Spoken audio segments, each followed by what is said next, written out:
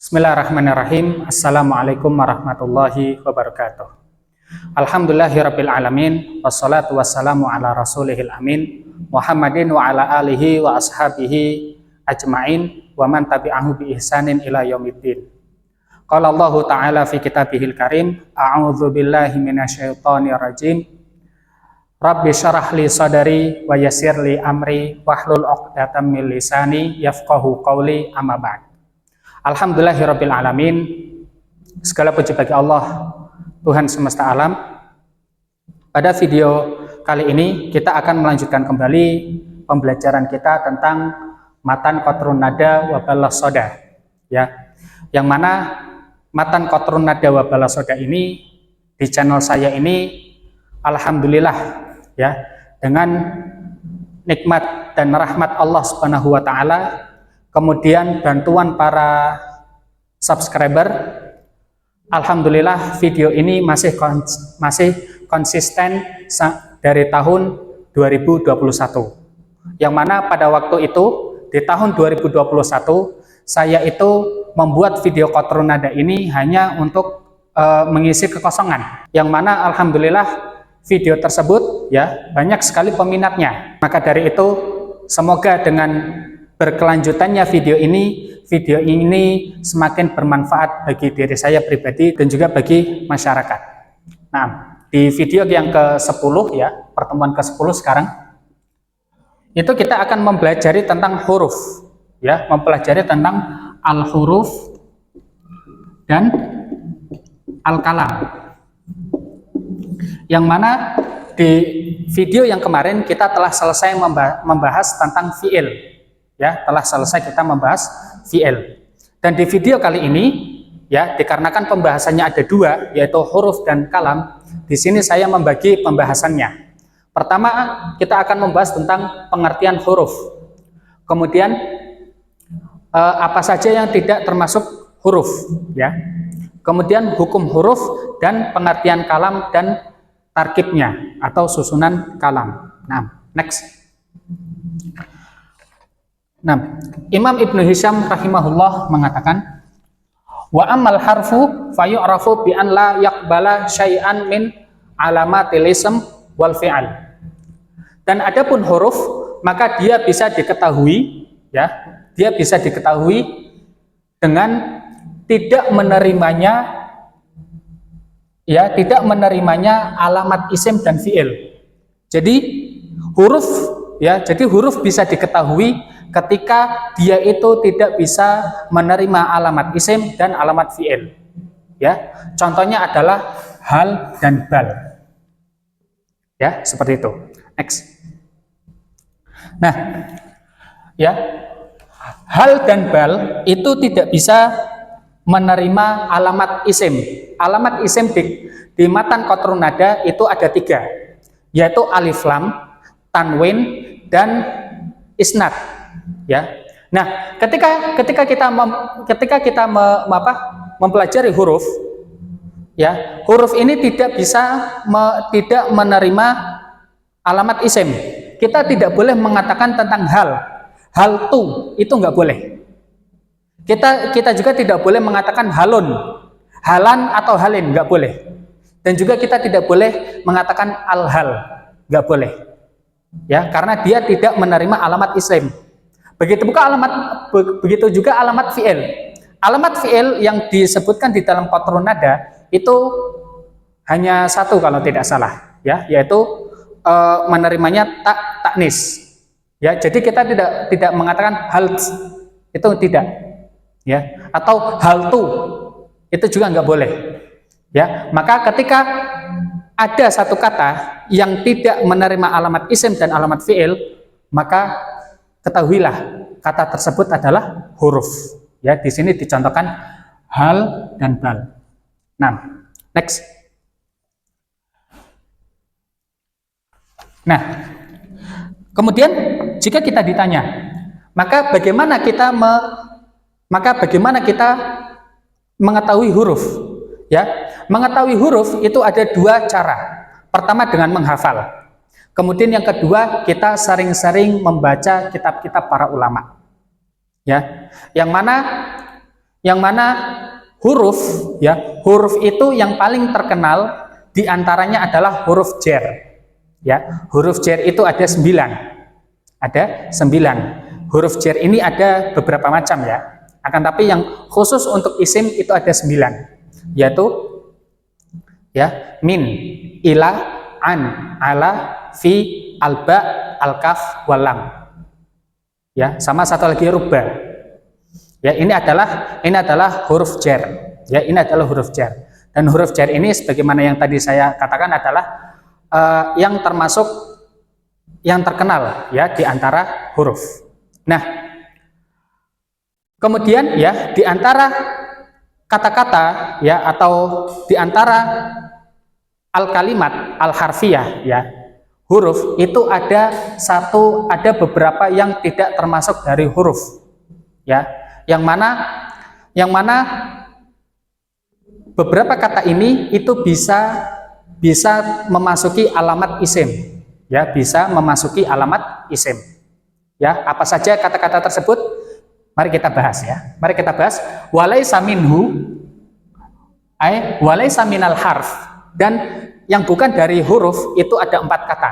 Pertama adalah mahma. Kemudian izma, ma al-masdariyah, dan lamma ar-rabithah fil asah. Ya.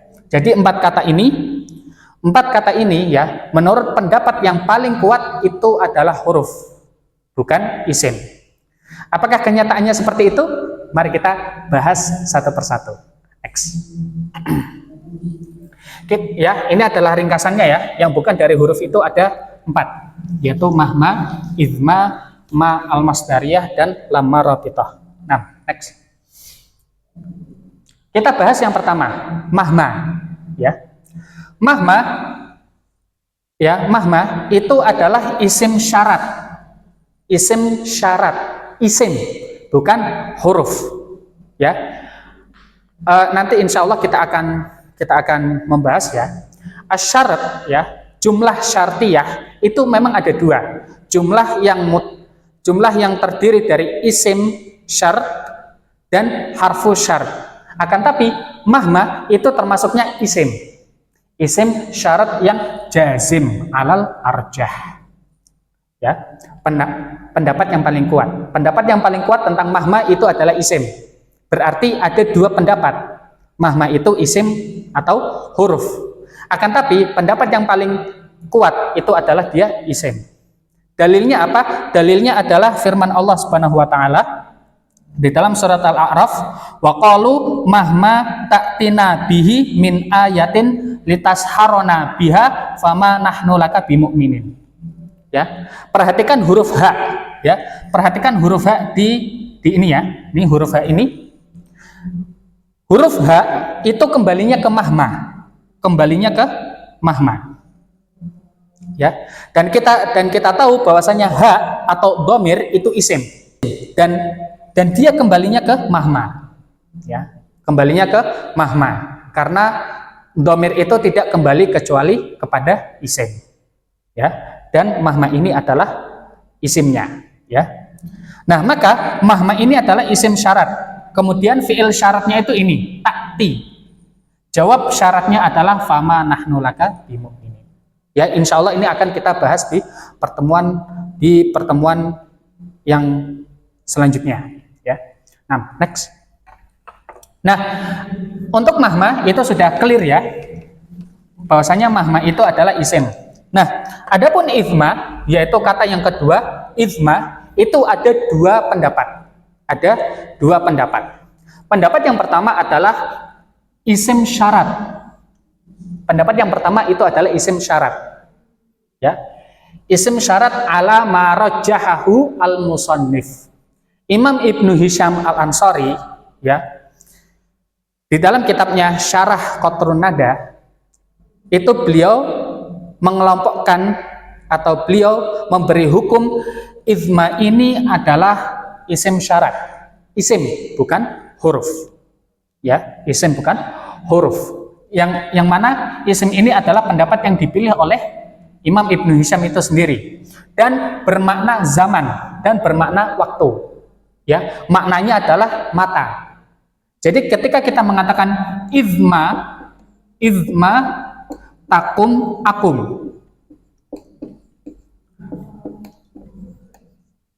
Izma takum akum. Itu sama maknanya dengan mata takum akum. Ya, mata takum akum. Dan mata ini adalah isim. Ya, ini pendapat yang pertama, pendapat yang mengatakan isim syarat. Adapun pendapat yang kedua, itu adalah harf, itu adalah huruf. Dan ini adalah pendapat Imam Ibnu Hisham di dalam kitabnya Awdahul Masalik. Ya. Ini adalah pendapat beliau di dalam kitabnya Awdahul Masalik. Yang mana izma ini adalah huruf dan dia itu seperti in asyartiyah. Dan inilah adalah pendapat yang paling benar. Akan tapi di sini ketika kita mempelajari kitab Qatrun Nada, maka kita sesuaikan dengan alur penulis, yaitu izma termasuk isim syarat. Ya, jadi mahma isim, izma juga isim. Ya, seperti itu. Kemudian tersisa ma al-masdariyah dan lama, ya, seperti itu. Next. Adapun ma al-masdariyah, ya. Sebelumnya pembagian ma di dalam bahasa Arab itu ada sekitar 12. Ada sekitar 12 pembagian. Ya, ada ma nafiyah, ada ma syarat dan yang lainnya. Dan salah satu dari ma tersebut adalah ma al-masdariyah. Ma al-masdariyah itu rumusnya adalah ma tambah fi'il. Ya, ma tambah fi'il. Fi'il ini bisa madhi atau bisa mudhari. Yang mana fi'il madhi atau mudhari ini dicari masdarnya. Dicari masdarnya. Baru jadilah masdar tersebut. Ya. Contohnya di sini. Sarroni ma fa'alta. Di sini dilihat ya, ini ada ma, kemudian ada fi'il madhi. Ya. Maka ketika kita ingin menjadikan masdar, maka carilah masdar dari fi'il ini. Ya, carilah masdar dari fi'il ini. Maka jadilah kata tersebut sarroni fa fi'luka. Ya, fi'luka. Ini namanya adalah masdar muawwal. Masdar muawwal. Nah, ma al-masdariyah itu hukumnya adalah huruf. Hukumnya adalah huruf, bukan isim. Jadi empat kata ini ya, ma al-masdariyah gugur. Ma al-masdariyah gugur. Ya, jadi yang benar tadi mahma dan izma. Adapun ma al-masdariyah itu adalah huruf. Ya, ini apa namanya? Terhadap pendapat yang benar. Dan dia sama dengan an al-masdariyah, dan ini insya Allah akan kita bahas di kesempatan yang akan datang, ya, seperti itu. Next, ini adalah pembahasan terakhir, yaitu adalah lama, ya, lama itu ada 3 macam, ya, lama itu ada tiga macam. Lama nafiyah, ya, ini pertama lama nafiyah, lama ijabiyah, dan lama ar-rabithah. Kita akan bahas yang ar-rabithah. Nah, next. Nah, lama yang bermakna nafiyah dan ijabiyah itu hukumnya huruf. Ya. Hukumnya huruf, berarti ini ijma ya. Ini kalau tidak salah ijma'un nuhat, ya. Ijma dari ulama nahwu kalau nafiyah lama yang bermakna nafiyah dan ijabiyah itu huruf, ya. Contohnya apa? Next. Contohnya di sini Allah Subhanahu wa taala berfirman, am hasibatum an tadkhulul jannah walamma ya'tikum. Ini syahidnya ya. Walamma ya'tikum matsalul ladzina khalau min qablikum. Ya, ini di surat Al-Baqarah ya. Lamma ya'tikum itu artinya adalah lam ya'tikum. Fahiya harfun nafi. Maka makna lamma di ayat ini itu adalah huruf nafi. Ya, jadi seperti lam ketambahan alif doang. Ya, seperti itu. Maknanya sama. Nah, adapun contoh lamma ijabiyah itu maknanya adalah illa. Maknanya adalah kecuali. Ya, di sini Allah Subhanahu wa taala berfirman, "In kullu nafsil lamma 'alaiha hafiz." Artinya adalah illa 'alaiha hafiz. Ya, arti dari ayat ini adalah tidaklah satu jiwa pun kecuali ada malaikat yang menjaganya, ya, kecuali ada penjaganya dari golongan malaikat. Ya, ini lama yang bermakna ijabiyah itu adalah huruf. Ya, seperti itu. Next. Nah, adapun lama arabithah itu adalah bermakna hin. Bermakna hin atau idza. Hin itu artinya tatkala, ya. Hina itu artinya tatkala. Apabila idza itu artinya apa? Apabila. Ya. Hukumnya itu adalah huruf. Hukumnya adalah huruf. Jadi ma dan lamma itu gugur. Ya, ma dan lamma itu lama rabithah, ya, itu gugur. Dalilnya apa? Dalilnya kita bisa menggunakan lama rabithah ini di dua jumlah. Ya, contohnya seperti ini. Lamma akramtani amsi akramtuhu al-yaum. Apabila atau tatkala aku memuliakanmu kemarin, maka aku memuliakanmu hari ini. Ya, sama seperti ketika kita mengatakan huruf, ya, misalnya kan, ana fil fasal wa huwa fil bait, kan bisa digunakan untuk dua jumlah. Aku di kelas dan dia di rumah. Ya, seperti itu. Jadi jika ada kata yang bisa digunakan untuk dua jumlah dan kata tersebut tidak menerima alamat isim dan fiil, maka itu adalah huruf. Dan lama yang bermakna tatkala atau apabila itu adalah huruf, bukan isim. Jadi yang bukan termasuk huruf itu hanya ada dua. Ya, hanya ada dua, yaitu mahma dan izma. Ya, seperti itu. Next. Alhamdulillah kita sudah membahas ta'arif huruf dan wama laisa minal harf, ya. Pengertian huruf dan yang bukan dari huruf. Dan pembahasan yang selanjutnya adalah Imam Ibnu Hisham rahimahullah mengatakan wa jami'ul hurufi mabniyah. Seluruh huruf itu mabni. Seluruh huruf itu mabni. Dan ini adalah penjelasan tentang hukum huruf, ya. Jadi ketika kita mengi'rab fi misalkan, ya, fi itu adalah harfun jar mabniun ala sukun, ya. Ketika kita mengi'rab rubba harfu jar mabniun alal fath dan seterusnya, ya, seperti itu. Next. Dan alhamdulillah kita telah selesai membahas tentang huruf, ya. Jadi membahas tentang huruf ini tidak seperti membahas tentang fi'il mudhari', ya. Tidak terlalu banyak. Nah, di pembahasan ini kita akan membahas tentang kalam. Dan kalam ini di dalam matan Qatrun Nada itu ada dua pembahasan. Pertama adalah pengertian kalam dan tarkib atau susunan kalam. Ya, Imam Ibnu Hisham rahimahullah mengatakan wal kalamu lafdzun mufid. Kalam itu adalah lafadz yang bermanfaat.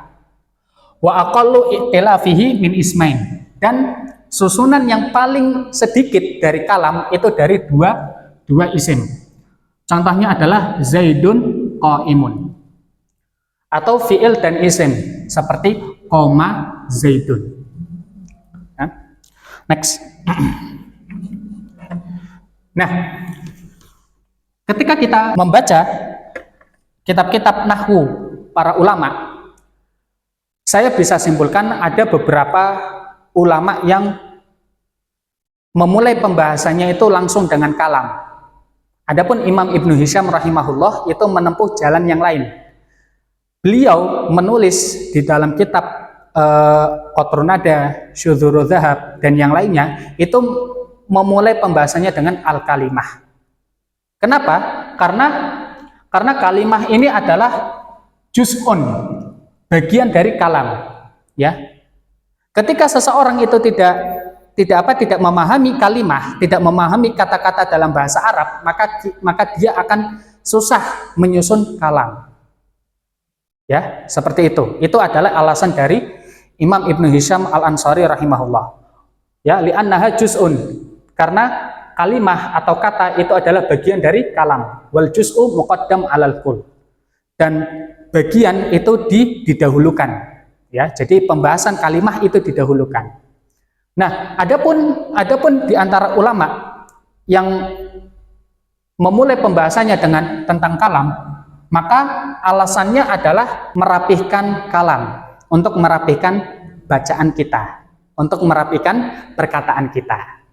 Ya, maka dari itu, jadi di antara para ulama yang memulai pembahasannya dengan kalam itu tidak apa-apa.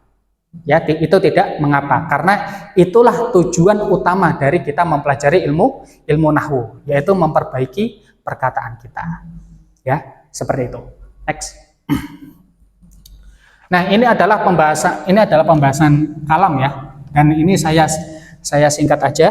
Jadi kalam itu adalah lafdzun mufid, lafadz yang bermanfaat, ya. Lafadz itu artinya adalah as-saut al-mustamil ala ba'dil huruf al-hijai tahqiqan atau takdiran, yaitu suara. Lafadz itu harus berbentuk suara, tidak boleh berbentuk selain suara, ya, yang mencakup beberapa huruf hijaiyah yang secara nyata dan secara tersembunyi, ya.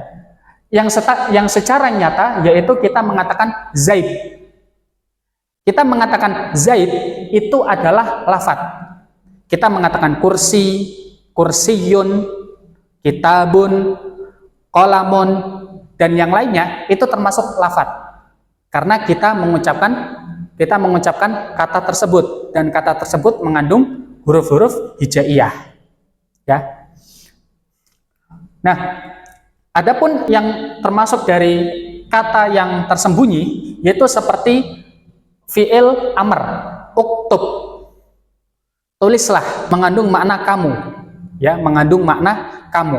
Jadi ketika kita memerintah, maka memerintah orang, maka ya harus ada orang kedua yang kita perintah, ya. Jadi misalkan seorang ayah memerintah anaknya untuk duduk, maka ayah tersebut mengatakan ijlis, duduklah. Ijlis, ya, itu adalah kata yang menyimpan dhamir anta, yang mana dhamir anta ini adalah lafadz yang takdir, lafadz yang tersembunyi, ya, seperti itu. Kemudian yang bukan dari lafadz adalah tulisan. Ketika kita menulis, maka ini bukan lafadz, ya, ini bukanlah lafadz. Dan juga isyarat, ya, isyarat juga bukan lafadz. Syarat yang kedua adalah mufid. Mufid artinya bermanfaat, ya, yaitu ketika kita mengatakan suatu perkataan, maka kita harus membuat orang kedua itu paham dan puas. Dari perkataan beliau, ya, ketika mendefinisikan kalam dengan lafdzun mufid, maka berarti kalam itu harus mempunyai tarkib, harus tersusun. Jadi ketika ada satu kata di dalam bahasa Arab, seperti kita mengatakan Zaidun saja, maka dia bukan termasuk kalam, ya, bukan termasuk kalam menurut para ulama nahwu. Nah, next. Nah, sekarang kita akan membahas tentang susunan kalam, ya, susunan kalam. Di sini Imam Ibnu Hisham mengatakan, dan susunan yang paling sedikit Ya, susunan yang paling sedikit dari kalam itu ada dua model. Model pertama dua isim, ya, dua isim seperti Zaidun qaimun. Ini kalam. Ya, ini kalam. Kemudian atau fiil dan isim. Fiil dan isim. Contohnya seperti koma Zaidun. Ini juga kalam. Ya. Patokannya adalah susunan mubtada dan khobar. Susunan mubtada dan khobar itu adalah dua isim atau fiil fa'il. Fiil fa'il ini adalah fiil dan isim. Ya, seperti itu. Contoh lainnya adalah al-hayatu mata'un. Ya, al-hayatu mata'un. Ini adalah susunan mubtada dan khobar. Istafada at-talibu. Ya, ini adalah susunan dari fiil dan fa'il. Al-hayatu mata dan juga istafada at-talibu itu adalah kalam. Itu adalah kalam. Nah, next. Imam Ibnu Hisham rahimahullah mengatakan di dalam kitab Syarah Qatrun Nada wa Balasoda, wasuwari ta'lifil kalam situn. Dan gambaran dari susunan kalam itu ada 6.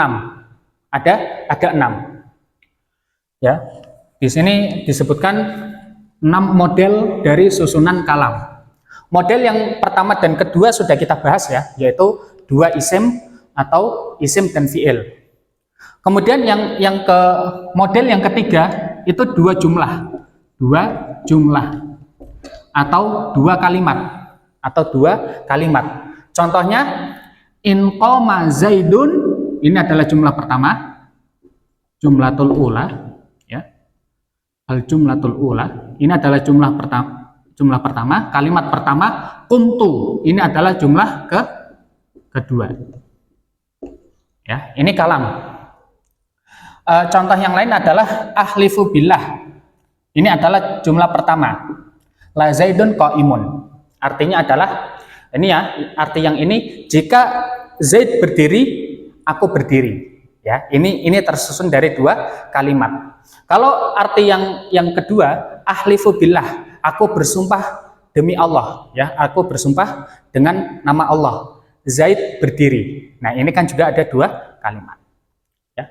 Kemudian model yang keempat yaitu fiil dan dua isim. Fiil dan dua isim. Contohnya adalah kana Zaidun qaiman. Kana fiil, Zaidun isim yang pertama, qaiman fiil yang kedua. Contoh lainnya adalah daraba Zaidun al-jidara. Ya, daraba fiil, Zaidun isim. Ini isim yang pertama, al-jidara isim yang kedua. Ini adalah model yang keempat. Model yang kelima, fiil dan tiga isim. Model yang kelima adalah fiil dan tiga isim. Alim tu Zaidan qadiyan. Artinya adalah aku mengetahui Zaid itu seorang hakim. Ya. Alim itu adalah fiil. Tu itu domir itu termasuk isim. Ya. Ini adalah isim yang pertama. Zaid isim yang kedua. Kemudian qadiyan atau hakim itu isim yang ketiga. Kemudian susunan kalam yang terakhir yaitu fiil dan 4 isim. 4 isim. Ya. Contohnya adalah a'lamtu Zaidan amron wajiban. Ya, aku memberitahu Zaid dan Amr PR. Ya. A'lam ini fiil, tu itu domir, ini isim yang pertama, Zaidan isim yang kedua, Amron isim yang ketiga, wajiban isim yang keempat.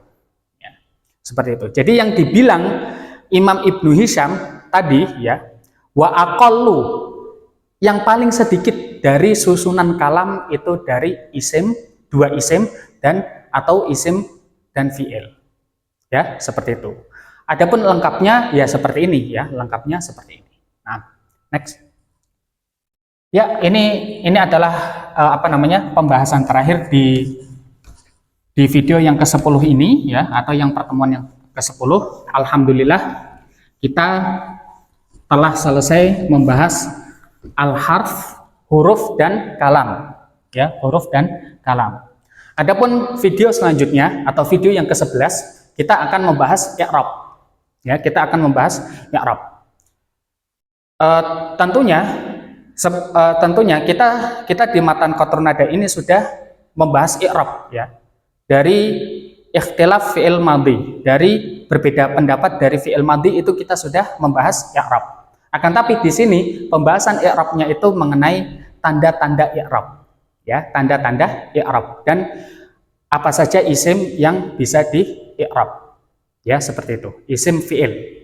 Nah, insya Allah di sela-sela kita membahas i'rab ini, kita akan membahas kitab lain yang membahas tentang i'rab juga. Ya, jadi di dalam pembahasan i'rab ini Imam Ibnu Hisham tidak membahas secara lengkap.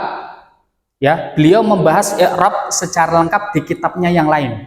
Dan insya Allah kita akan mempelajari kitab tersebut. Biiznillah. Nah, ini saja yang bisa kita sampaikan. Kurang dan lebihnya saya mohon maaf. Saya akhiri, wabillahi taufiq wal hidayah.